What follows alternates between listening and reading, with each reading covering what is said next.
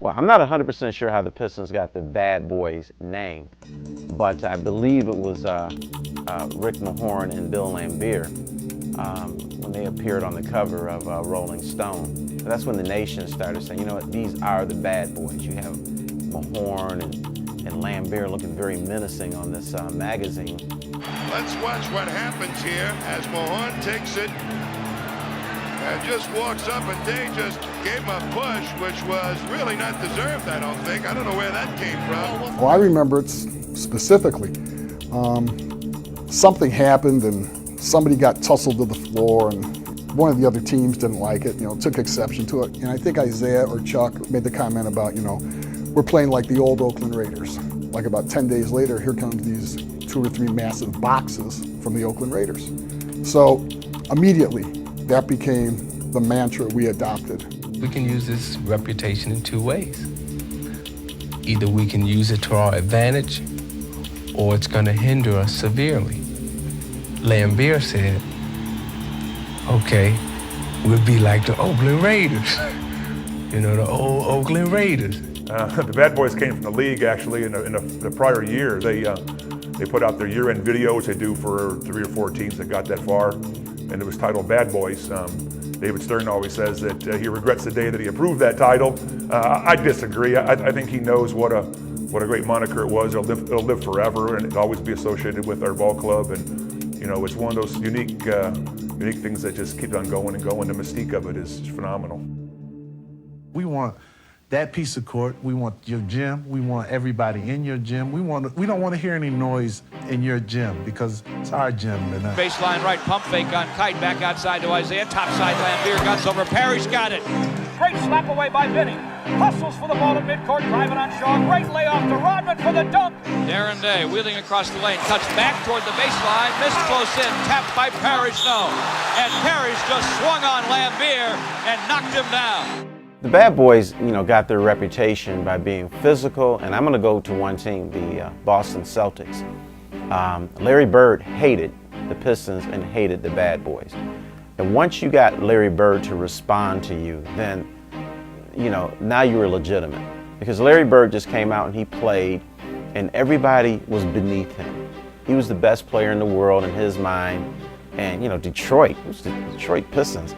But he started to respond to the Pistons. McHale is fouled by Laimbeer, who claims he had the ball.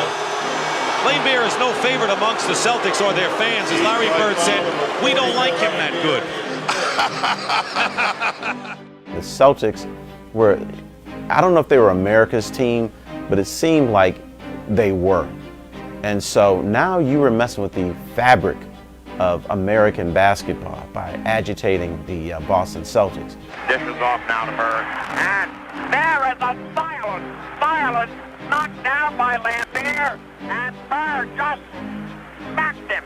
Oh my! A completely unnecessary foul by Laimbeer, and Laimbeer got walloped. And I know Rick Mahorn shoved Larry Bird out of bounds. Robert Parrish used Bill Laimbeer's face as a bongo. So even when the Celtics responded and initiated some of the violence on the court, it was still the Pistons' fault. So that's how you knew that they were the Bad Boys. He pulled Bird to the ground, he slammed him to the ground, and Bird retaliated with a hard right hand to Laimbeer.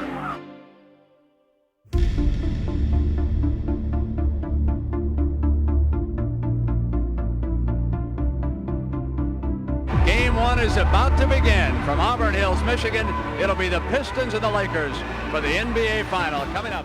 Well, the Bad Boys were more of a mental thing than a physical thing. Yes, we were a physical basketball team, but we were a team that asked for no mercy nor gave any mercy, and we were kind of arrogant about how we did business, and we were single focused to win the championship. A well-played game, really, at both ends for both teams so far, Stan.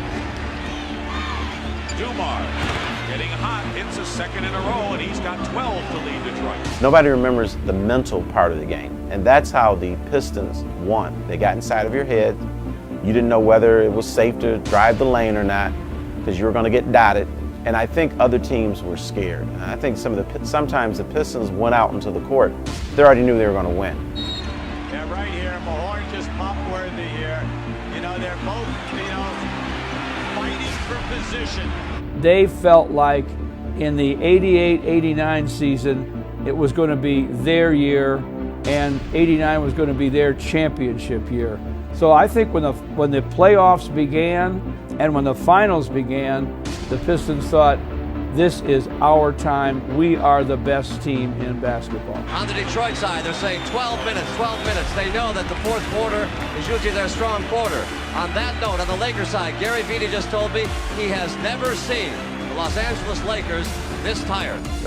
We wanted to win, and this is the best way to win was to close ranks and to be so focused and just to ignore everybody else, and we got it done.